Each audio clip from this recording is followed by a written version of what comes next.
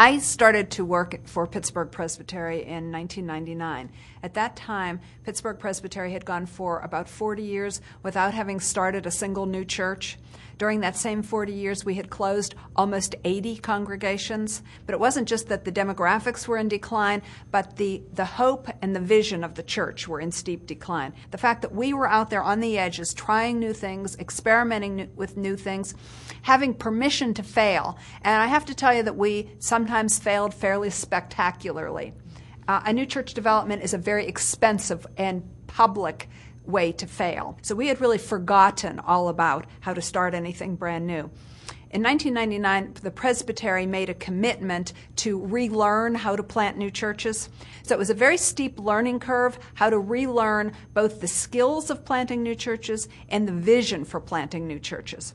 The Presbytery, I'm very grateful, the Presbytery put aside a pretty large chunk of money from its accumulated reserves to make this possible, and pulled together a commission for new church development and sort of gave us the mandate, figure out how to do this. We sort of had the permission to experiment and to try new things, and I think that was key to our learning how to be a church planting presbytery again. And we did. We experimented with new forms of worship, new ways of being the church, new structures, new adventures in being Christian.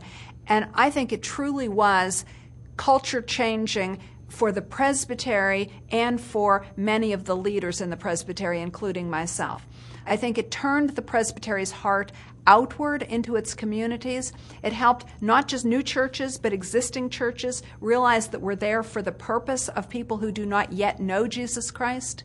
So we're not there. We don't exist for the purpose of taking care of those people that are already inside our doors, but we exist for the purpose of reaching new people, unchurched people for Christ. And that became clear that was the job not just of a few crazy people that were called to start Bible studies and tattoo parlors, but that is true of the Church of Jesus Christ. Is that I like organization, I like structure, I'm borderline anal retentive personality, and new church development is all about discernment and walking into the unknown. It's about the movement of God and paying attention to where God is moving. It's not about writing a 5-year strategic plan and then following the steps to success. And so God has, from the beginning of this time, really been refining me to trust Him more, to trust the people that He's bringing around me more, in the congregation, my co-pastor, John Creasy, and just to be comfortable waiting, and to be comfortable resting in the unknown. Because I think as we're doing new church development and we're engaging people who don't really care about the church, or a lot of people in our church have been wounded by the church in the past, and so they've got their guard up, and they're not sure that they want to even engage in a community that has the word church attached to it. So you're in new territory.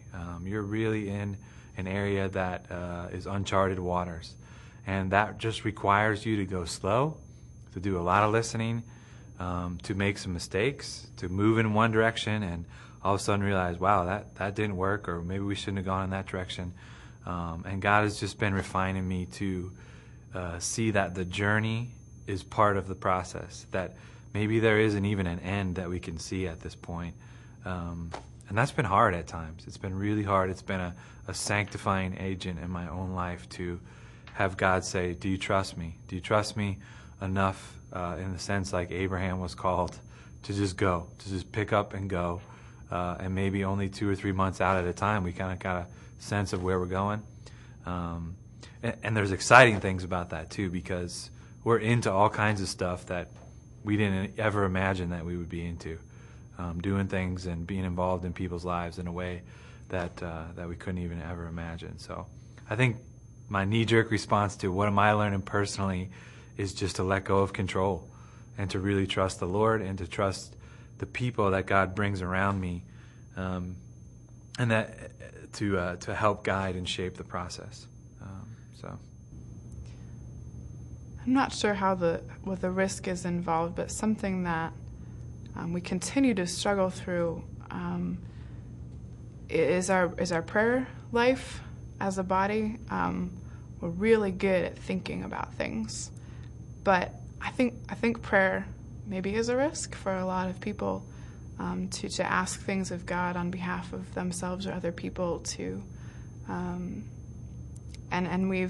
I know, at least myself, have time again put myself out there. Let's do this, guys. Let's do this. And people don't come.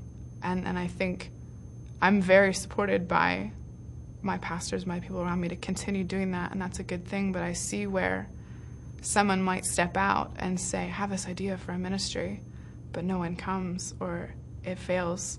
And how hurtful that can be, and how that can become a blocker to doing more things. If you feel like, well, I failed that last time, why would I want to step up again? And I think there's a maturity that we need as we continue to maybe not have things go as well as they could. We'll grow and learn that it's okay to keep taking risks, but I think there have been a lot of people who are afraid to take those risks because something even small didn't work, and so they don't want to try something big, and maybe that's where we're failing right now. But at the same time, I know we're moving forward, and so progress is being made. So maybe it's not failure, it's just experimenting. I think new church development is the best way of reaching unchurched people for Christ. I think in Pittsburgh, we have quite a few churches that are over 200 years old. My own church is over 200 years old. It's been sitting on that same street corner for over 200 years. If you haven't come to that church in 200 years, chances are you're not going to do that next week. But something brand new in the same community generates some excitement and some enthusiasm, and is something that people might be willing to take a chance on.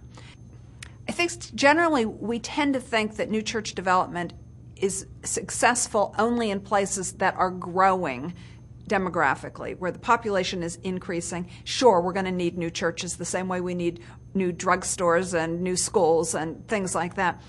But I think new church development is appropriate even in places like Pittsburgh, where the population is in decline, because there are plenty of people in any community that do not yet know Jesus, and a new church is the best way for that to happen.